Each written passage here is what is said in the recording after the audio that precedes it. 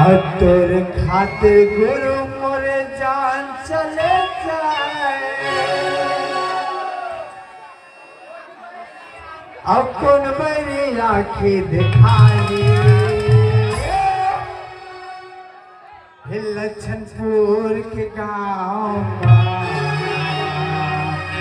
इतिहास बनाने।